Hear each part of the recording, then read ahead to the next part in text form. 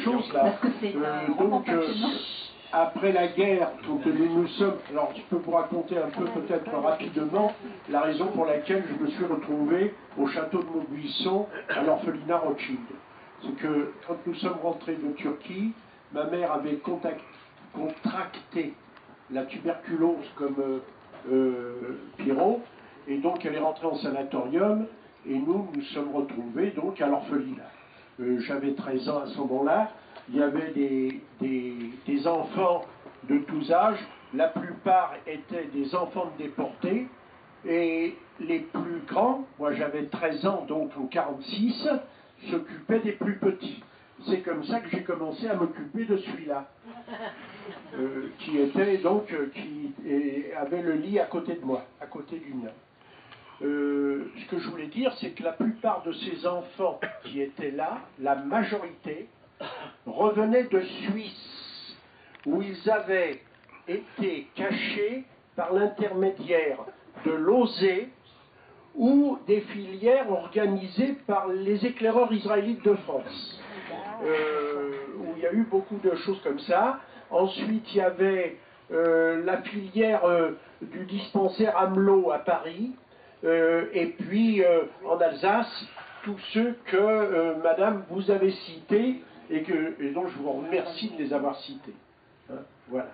Et donc on s'est retrouvés à l'orphelinat, où je suis resté jusqu'en 1951, où on m'a foutu à la porte parce que on m'a dit, bon maintenant tu es grand, tu peux te démerder tout seul, donc tu t'en vas de là, et je suis parti.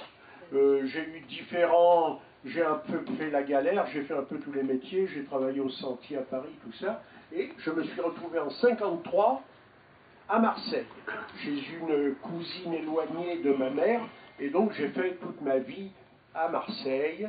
J'ai commencé à vendre des postes de radio pour finir par vendre des meubles. Donc mon métier c'est vendeur. Vous avez dû le comprendre parce que je parle beaucoup. Oui, on va peut-être passer la parole. Non mais juste je veux dire deux choses encore. C'est que j'ai commencé quand s'est créé l'amicale des déportés d'Auschwitz à Marseille. J'ai dit il faut que j'adhère là-bas. J'ai donc adhéré à l'amicale qui se réunissait une fois par mois. Puis je suis devenu le secrétaire général de l'amicale. Et un jour, ce gars-là est venu à l'amicale et il a écouté, et la présidente de l'amicale, qui est une ancienne déportée qui s'appelle Denise Toros-Martin, a parlé, elle a fait son speech, et puis après elle a dit je vais donner la parole à Albert Barbout qui va... Enfin je ne me rappelle plus de quoi j'ai parlé, puisque je parle de tellement de choses que... Et lui, il m'a regardé en face, puis à la fin de l'intervention, il est venu me voir, il me dit mais vous êtes Marseillais? Je lui ai dit non, je suis parisien. Il m'a dit mais vous étiez... Je lui ai dit après la guerre, j'étais dans la région parisienne. Il me dit à Pontoise, je lui ai dit à côté de Pontoise. Il me dit à Saint-Ouen-l'Aumône, je lui ai dit oui, au château de Maubuisson, oui. Il me dit je suis Pierre Drahi. Je lui ai dit Pierre Drahi, je ne connais pas. Puis il me dit Pierrot. Et voilà, c'était lui, Pierrot. Pierrot, sûrement, ça m'a interpellé parce que c'était le minot, le gamin de 5 ans dont je m'occupais à l'orphelinat. Et je l'ai retrouvé donc 70 ans après. Après, quand on est passé à la télévision, parce qu'il a présenté son livre à l'émission de Sophie Davant, il y a quelqu'un qui m'a posé la question, il m'a dit « Mais vous ne l'avez pas reconnu ?» J'ai dit « J'ai laissé un gamin de 5 ans, je retrouve un vieux de 75 ans, et vous voulez que je le reconnaisse ?»